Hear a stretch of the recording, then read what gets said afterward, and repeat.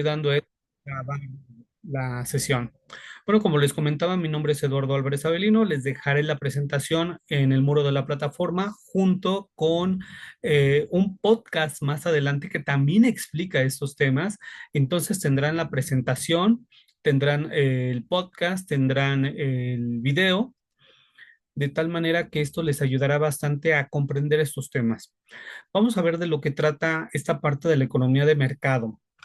Vamos a estar admitiendo a sus compañeros y al final de la sesión estaremos explicando de lo que trata y el ejemplo de lo que se espera. Si ustedes le dedican 2 minutos, 2 horas, realmente lo tendrán, pero solamente es entender lo que ustedes están haciendo para poder dar el resultado. Y solamente me lo entregarán la portada, la carátula del documento para poder tener los datos de identificación y adjunto lo que es el enlace para que yo lo pueda revisar. Pero ahorita vamos a ese tema. Vamos a hablar acerca de la economía y nos vamos a ir un poco rápido, dando por hecho que ustedes van a tener la oportunidad de ver la presentación.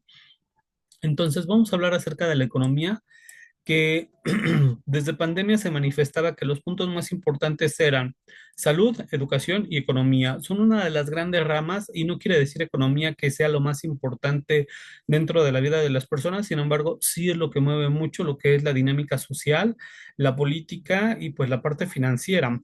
Se basa y se apoya de primas que son los métodos cuantitativos o las matemáticas, la sociología, la historia, el derecho, la psicología y la administración y muchas otras disciplinas del conocimiento científico. Se apoyan de unas formas u otras, pero la economía está presente. La economía es una ciencia que surge inherente al ser humano. Es decir, la economía surge cuando surge el ser humano en la faz de la Tierra y a partir de su evolución, de la evolución del ser humano y de las sociedades, es como también evoluciona la economía. El propósito del estudio económico es principalmente establecer la respuesta a unas preguntas muy importantes. ¿Qué producir?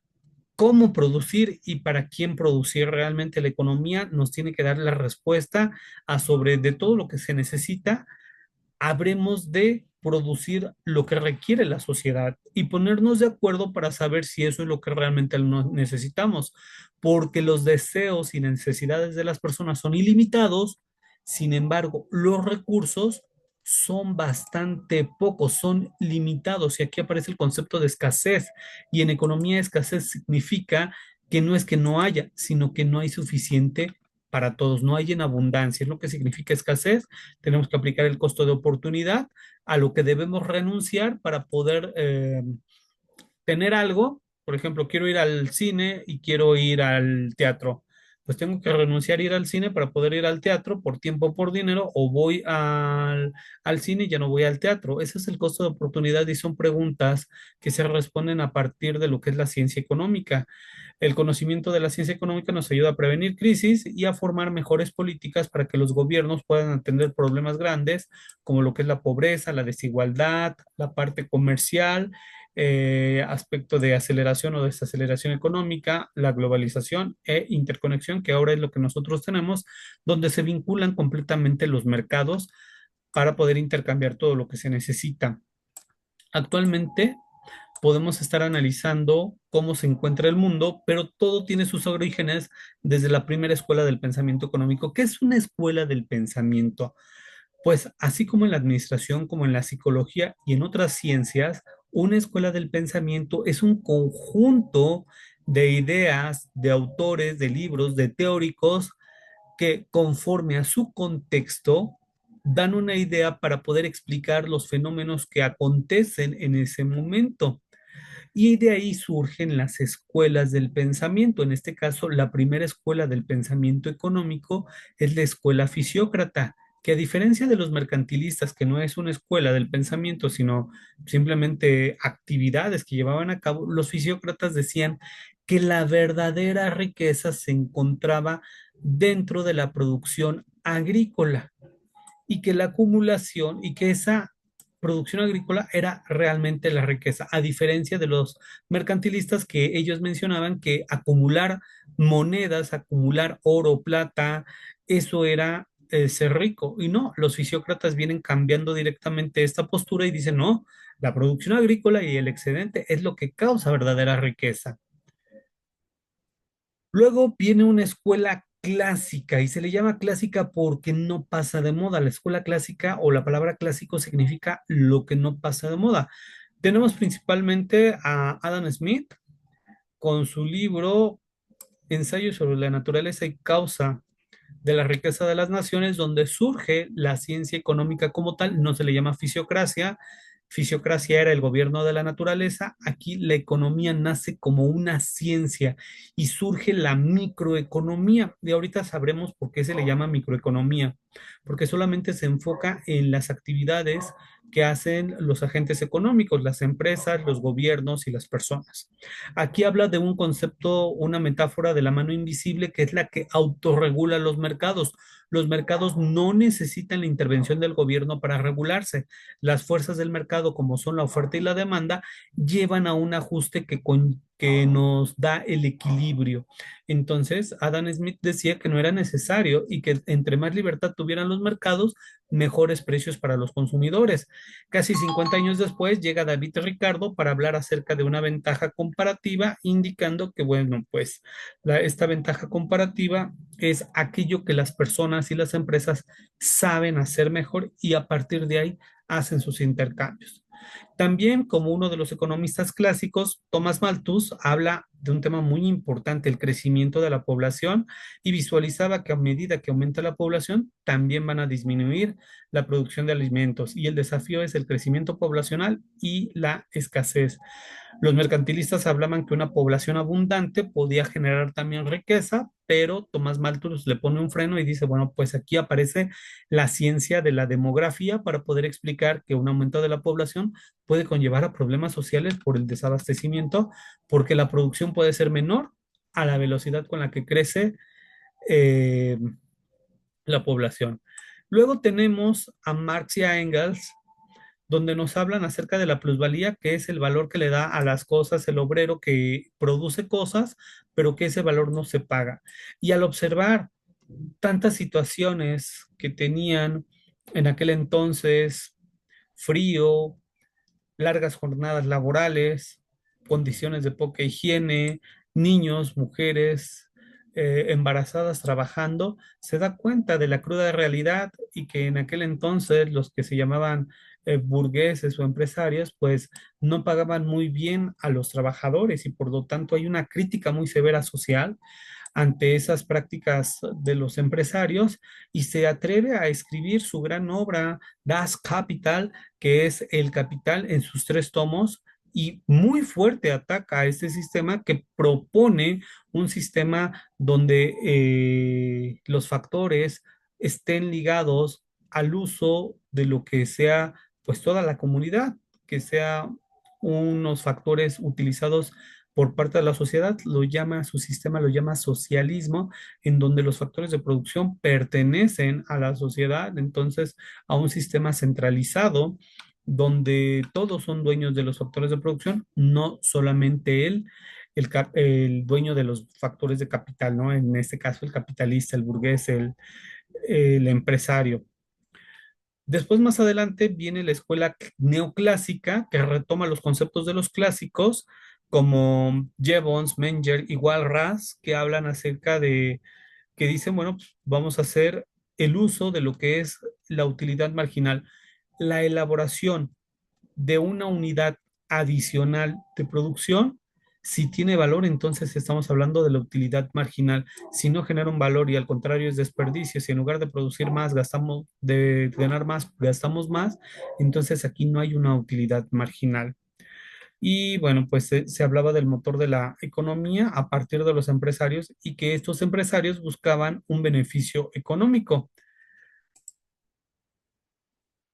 Más adelante, en 1936, el inglés John Maynard Keynes da una respuesta a la Gran Depresión que estaba sucediendo en América, porque estaba afectando a todo el mundo, y habla acerca de su libro de la teoría general del interés, el dinero y la renta. Este libro pone un punto y aparte a la economía y surge la macroeconomía. ¿Cuál es su propuesta? Pues hablar que los mercados no se autorregulan solos, se necesita intervención gubernamental a partir de que el gobierno ofrezca dinero para que se sigan haciendo actividades que que favorezcan que las personas puedan tener dinero y así se estimule el consumo, a su vez la producción y de esta forma pues todos tengan los bienes necesarios para poder consumirlos. Entonces lo que propone Keynes es precisamente que el gobierno abra lo que es el gasto público para la creación de escuelas, carreteras, para todo lo que es bueno y que la gente sea contratada para llevar a cabo estas obras y al ser contratada genera un ingreso y al tener un ingreso puede comprarlo y de esa manera se le da solución a la Gran Depresión que estaba afectando a todo el mundo derivado de la crisis del 29, porque eso fue un fenómeno muy fuerte. No podríamos decir que hemos visto algo parecido a pesar de que en el 2008 se vivió algo similar y se recuperó nuevamente la respuesta de Keynes para poder salir de ese problema. Aquí habla precisamente la presentación, dice el rechazo a la mano invisible, donde pues no precisamente la libertad permite que exista una autorregulación de los mercados, debe existir una intervención estatal moderada, pero muchos países en Europa la mantuvieron bastante tiempo y no estuvo muy bien. Entonces, bueno, eso pasó, pero del lado de América Latina existen fallas estructurales en los sistemas y es ahí donde Prebisch, Furtado y Zunkel hablan acerca de la escuela estructuralista. Ellos tres, que son los principales autores que representan esta escuela, hablan acerca de que las causas del subdesarrollo son las estructuras que tienen en los mercados y en los gobiernos los países latinoamericanos, como lo que es el latifundio. ¿Se acuerdan cuando veíamos en la primaria las causas de la revolución? Pues las haciendas, los latifundios, pues eran formas internas de demostrar lo que eran las estructuras fallidas y que eran mantenidas en las manos de unos cuantos, no de todos, mala distribución del ingreso y monocultivos y dependencia. Y en las partes internacionales, términos de intercambio desiguales. Hasta ahorita hemos visto varias escuelas del pensamiento económico, desde lo que son la fisiocracia, lo que son los clásicos, lo que viene siendo los neoclásicos, la parte de los marxistas y la escuela estructuralista. La propuesta de los estructuralistas para América Latina es generar cambios estructurales para superar la dependencia y lograr el desarrollo económico. Algunos países como Chile entendieron este concepto y trataron de superarse al momento de abrir sus mercados y exportar lo que más tenían, que en este caso era cobre. Ahora, los sistemas económicos que vamos a analizar y que vamos a entender ahora son los tres sistemas económicos que es el capitalismo del mercado, donde existe mínima o nula intervención estatal, las empresas, los consumidores estipulan precios y cantidades, el socialismo planificado, donde es el gobierno quien determina qué, cómo, cuándo y para qué producir. La propiedad estatal de los medios de producción pertenece a ellos y un sistema mixto como el de México, donde sí existe un capitalismo de mercado, pero se permite una intervención del gobierno para regular aquellas fallas del mercado. Y esto la mayoría de los países en el mundo lo maneja. Entiende las ventajas de la oferta y la demanda que se deban manejar solas, pero tiene que existir cierta intervención de los gobiernos para que se pueda regular y no tener fallas. Por ejemplo, ante una escasez muy grave, pues los gobiernos actúan para que no nos quedemos sin estos productos y eso eleve los precios y genere inflación. El problema de la inflación no es que es mala, es un mecanismo de ajuste.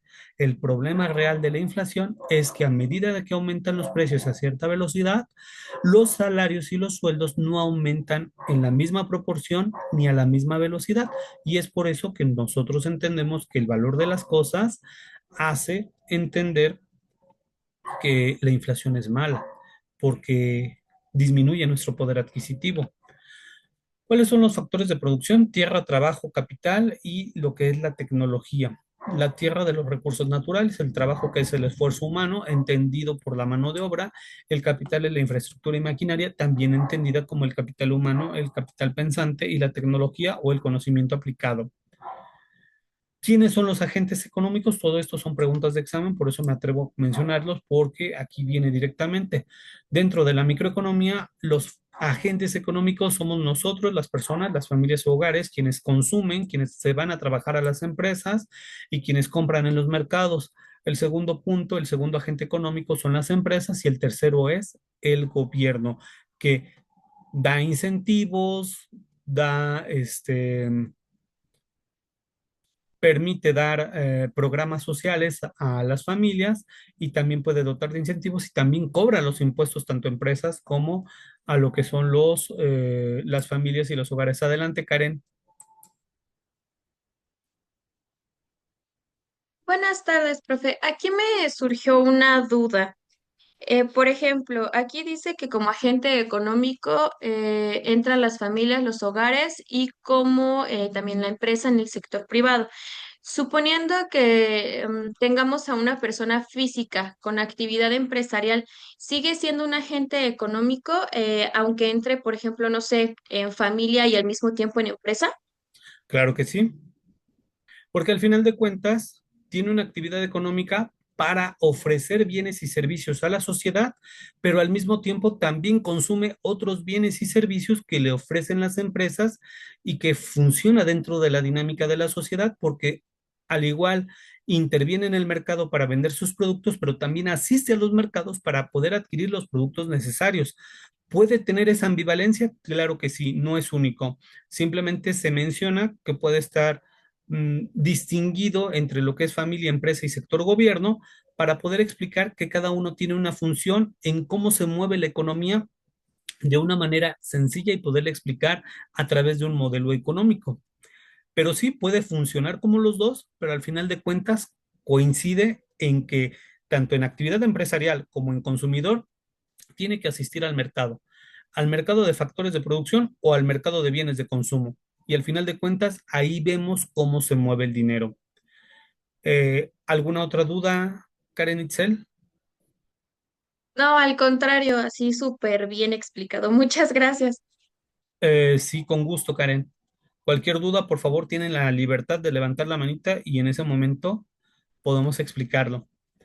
Tenemos los recursos primarios que vienen precisamente de la naturaleza, los secundarios, que es la parte de la manufactura. ¿Qué significa manufactura? Transformar una materia prima a un producto terminado. Aquí tenemos precisamente a la industria. Imaginemos la industria del calzado, la piel, el cuero, pues se trabaja para cinturones, para bolsas, para calzado, y aquí pasan por un proceso de transformación. Esta es la parte de la transformación, es el sector secundario, y el sector servicios, que es el terciario, habla de comercio, transportes, finanzas, seguros, educación, como lo que estamos teniendo ahora, salud, turismo, entretenimiento, etcétera, telecomunicaciones, bla, va. Son actividades que no producen bienes tangibles, pero sí son situaciones intangibles que son requeridos por la sociedad. Anteriormente nada más nos podíamos limitar a la parte del sector primario, pero a medida que evoluciona la sociedad requerimos más bienes y servicios. Ahora bien, las características esenciales de un modelo económico. ¿Qué es un modelo económico? Tan sencillo como una representación simplificada de la realidad para poder explicar todo lo que es este mundo complejo de la economía. Es bastante complejo la economía porque todos formamos parte de la economía y observar a uno por uno es muy complicado. Por eso es que aquí viene lo que es el primer modelo que vamos a explicar, el flujo circular de la renta. Y volvemos a sacar a nuestros agentes, las familias, las empresas, y quien los regula a ambos es el gobierno. Las familias van y solicitan trabajo a las empresas y las empresas les pagan por su mano de obra. Las familias van al mercado de consumo y con el dinero que les pagaron compran lo que necesitan. Pero en este mercado ese dinero se va directamente a las empresas para seguir produciendo. Y las empresas contratan en el mercado de factores de producción mano de obra para que puedan seguir trabajando y produciendo esos productos para la sociedad. Entonces, si nos damos cuenta, es un flujo circular porque por fuera las familias asisten a los mercados y por dentro el dinero se está moviendo, mientras que de las empresas a las familias es ingreso por mano de obra, de las familias a las empresas es gasto por el consumo de los bienes y servicios que requieren. Ah, pero en medio se encuentra el gobierno que ofrece programas sociales, pero que también al mismo tiempo otorga incentivos a las empresas, pero a ambos les cobra impuestos.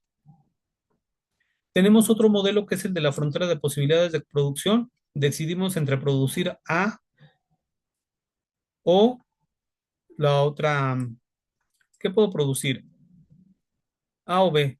Produzco completamente automóviles o computadoras. Y los puntos de combinación es lo que me lleva a saber cuál es mi producción eficiente. Una combinación entre automóviles o computadoras, o todo me voy a automóviles o todo me voy a computadoras. Y esta curva genera los puntos de combinación que pueden ser óptimos. Si estoy por debajo de la curva, es ineficiente porque no estoy utilizando ni las máquinas ni aprovechando toda mi mano de obra. Y por encima de la curva es inalcanzable porque pues no tengo los factores para poderlo tener, ¿no? Entonces ahí vamos viendo esta parte. Y bueno, me sigo avanzando aquí. Ya vimos el flujo circular.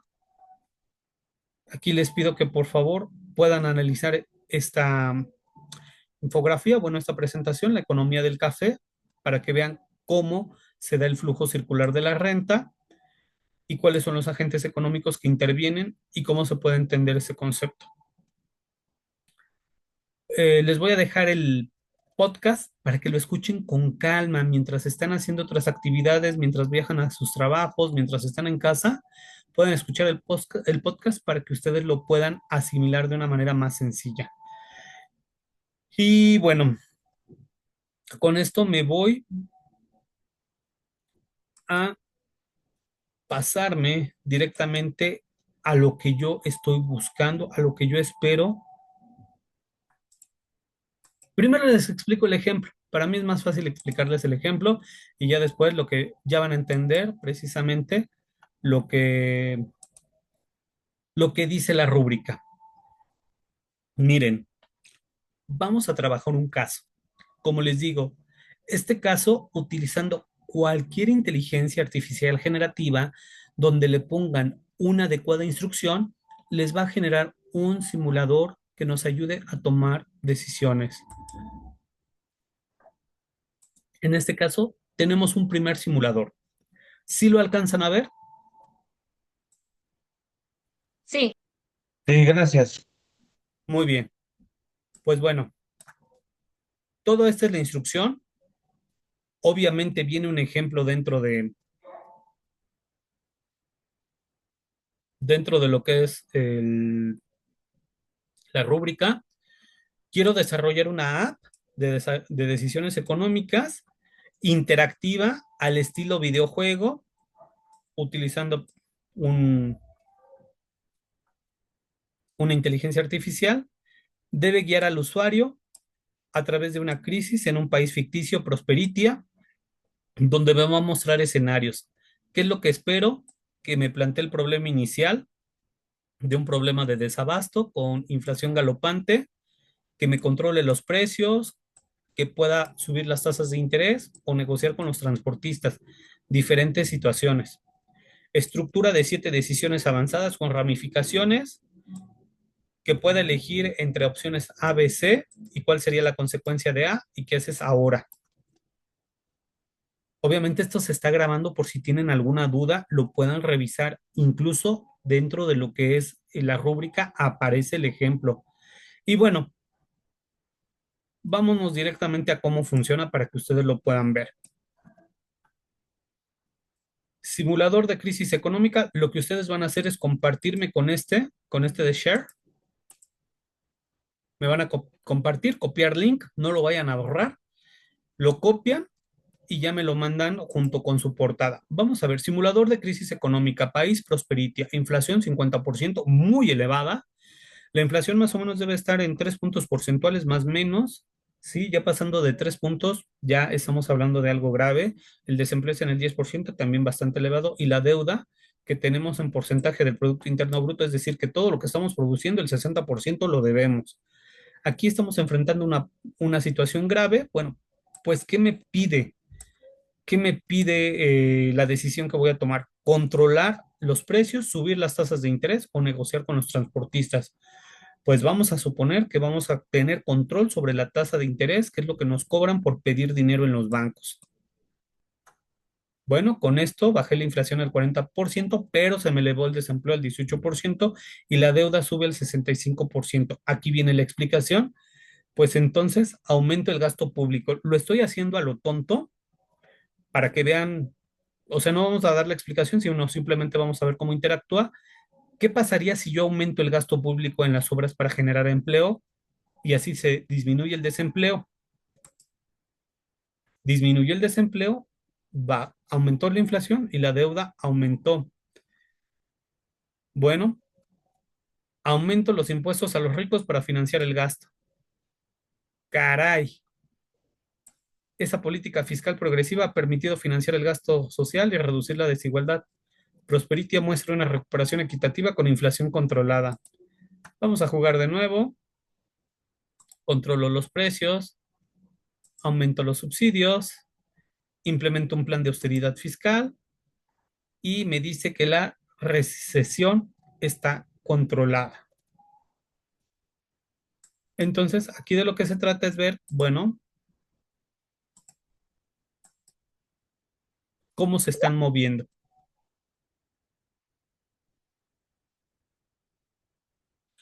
Muy bien, buena pregunta, Karen Itzel. ¿Tenemos que estabilizar la crisis o solo jugar con ella para ir analizando posibles escenarios? No son economistas, no busco que terminen siendo economistas, simplemente que entiendan estos conceptos, que es la inflación, que es el desempleo, que es la deuda, y que el mismo programita les ayude a generar diferentes escenarios para poder entender lo que podemos estar haciendo y que la economía es como una gran máquina, que si le movemos una cosa, podemos desajustar otra. Ustedes lo pueden hacer con el ejemplo que les estoy poniendo o pueden hacerlo un poco más sofisticado o colocándole otro tipo de variables. En este caso le pueden colocar comercio exterior, tipos de interés, le pueden poner gasto público, le pueden poner deuda, consumo, ahorro, le pueden poner muchas variables, porque todas estas, al momento de hacer un análisis para tomar decisiones dentro de lo que es una decisión empresarial, pues necesitan saber cómo está. Compro o no compro materia prima, estoy viendo que para poder echar a andar mi emprendimiento necesito materia prima, pero los mercados están elevándose o es momento de comprar porque el mercado bajó el precio, sin embargo los transportistas están haciendo esto. Las decisiones económicas dentro del ambiente empresarial son muy importantes, van ligados con la parte financiera, pero es muy importante entender qué es lo que está sucediendo en el país en este momento para que yo tome decisiones de ampliar mi producción, construir una nueva bodega, lanzar un nuevo producto al mercado, intentar abarcar nuevas zonas para poder lograr colocar mi producto en el norte, en el sur, en el centro. Todas esas son decisiones y lo que estamos haciendo es simplemente hacer un simulador de escenarios para poder decir, bueno, ¿qué es lo que quiero?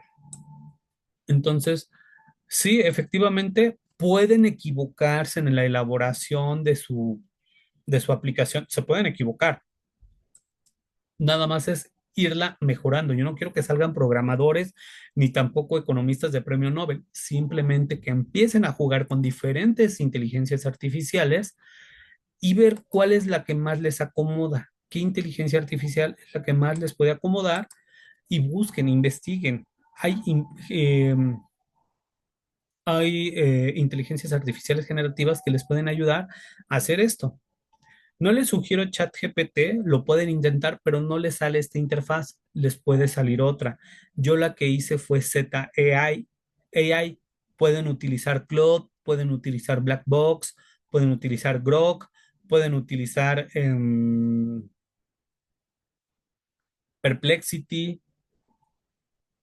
Lo que se dice es que ustedes aquí tienen en la rúbrica lo pueden copiar, lo pueden pegar, pueden jugar ahí haciendo, no precisamente negociar con los transportistas, aquí le pueden cambiar otra cosa, aquí pueden aumentar el empleo, aquí pueden bajar, pueden hablar de bajar el tipo de cambio, que es el valor de una moneda con respecto a otra. En este caso, lo que estamos familiarizados es el tipo de cambio donde es el valor de una moneda respecto a otra, el peso dólar. Aquí les coloco algunas, aquí les coloco el ejemplo y lo que se va a calificar. Es para hacer algo completamente diferente y si lo hacen bien, en 2 horas lo tienen. Itzel, tenías levantada la mano, dime. Sí, estaba yo pensando que si ese programa puede ser aplicable, por ejemplo, en la vida cotidiana, en la economía del hogar o algo así, cambiando los incisos, ¿podría utilizarse de esa manera? Claro que sí, tú podrías tomar una decisión económica sobre me compro un auto o me compro una casa, ahorro o invierto, estudio o trabajo, cuáles son los beneficios y puedes tomar decisiones. Al final de cuentas, en la economía es tomar continuamente decisiones a partir de la información y el conocimiento del contexto para saber qué es lo que más te conviene. Y sí, sí lo puedes aterrizar a un plano personal. Aquí, ya lo viste, está limitado a tres decisiones y puede equivocarse, pero al final lo que se busca es que pues te genere ciertos escenarios, tal vez equivocados, tal vez acertados, pero al final ya estamos haciendo el ejercicio. Y sí, sí, también lo puedes hacer a nivel personal. Ok, muchas gracias. Es mejor así con la inteligencia artificial de esa manera probar suerte y qué tal y sí, ¿no? Claro que sí, sobre todo para cambiarles un poco el esquema y que ustedes puedan jugar, interactuar y ver qué pueden crear con la inteligencia. No estoy peleado con la inteligencia, solamente que se utilice de manera ética y responsable. Si la utilizamos así, podemos aprovechar y los voy a obligar a que muchos investiguen de diferentes inteligencias y lo van a lograr. Eso es lo bueno, van a lograr y van a hacer cosas que me voy a sorprender. Yo simplemente les estoy dando el escalón para que ustedes suban completamente la escalera. Ahora bien, estudien bastante el examen. Tengan a la mano, por favor, su material para que puedan contestar su examen. Porque el examen no es del tipo ¿Quién descubrió América? Cristóbal Colón. No. Vienen tipo caso Ceneval. Te viene un caso específico en donde existe la reflexión y debemos tomar la respuesta correcta. Si saben bien la respuesta, las demás se darán cuenta que son muy tontas, muy absurdas, pero sirven como distractores. Por eso es que les digo, tengan a la mano su contenido, porque no viene tan fácil así como que, ¿de qué color es el caballo de Napoleón? Es blanco. No, no viene así. Viene todo un contexto para que ustedes lo puedan analizar. Y vienen casos muy sencillos, pero al final de cuentas les va a ayudar. Entonces, bueno, ¿tienen alguna otra duda? En ese caso, si por el momento no llegarán a tener alguna duda, escríbanme al chat de la plataforma o al correo electrónico y con mucho gusto les voy a ayudar. Entonces, Profe, buenas noches. Una pregunta, Juan Carlos, mucho gusto. adelante, Juan Eh, Carlos. ¿Puedo ponerle cualquier otro nombre al país? ¿Lo puedo inventar? O sea, no importa, no hay problema. Lo que dice la rúbrica es cambiarle el nombre. Bueno, le pueden En- cambiar el nombre. Sí, sí le pueden cambiar el nombre y pueden jugar. De lo que se trata es que aquí hagan simulaciones. Si le cambian el nombre y le ponen, no sé, cualquier otro nombre, está bien, no pasa nada. Aquí lo importante es que ustedes vayan creando, jugando, divirtiéndose y sorprendiéndose de lo que puedan lograr. ok, Pero así, gracias. claro que sí. Bueno, para finalizar esta sesión, les voy a pedir de favor que prendan sus cámaras porque ya saben que requerimos una evidencia de la asistencia de los estudiantes. Solamente será unos cuantos segundos. Sonrían, por favor, cuando yo diga tres para poder, pues sí, para poder tener la evidencia. Y bueno, les agradezco mucho su asistencia. Van a ver que trabajar conmigo es bastante fácil, bastante sencillo. Escuchen el podcast, por favor, y sonrían a la una, a las dos y a las tres. Éxito. Pues que tengan una excelente noche y espero sus dudas, sus preguntas por el chat de la plataforma o por correo electrónico. Les agradezco que se hayan tomado el tiempo para tomarla en la noche y así la vamos a estar llevando. Serán lo más pronto posible para que ustedes le puedan avanzar y pues que no se les atraviese, que se les atraviese con las fechas importantes. Les deseo una excelente noche y sobre todo que Dios los bendiga. Cuídense bastante. Gracias. Muchas Gracias, que gracias, Dios lo bendiga. Hasta profe. luego. Luego, gracias. Gracias igualmente, buena noche, buen descanso. Gracias a todos.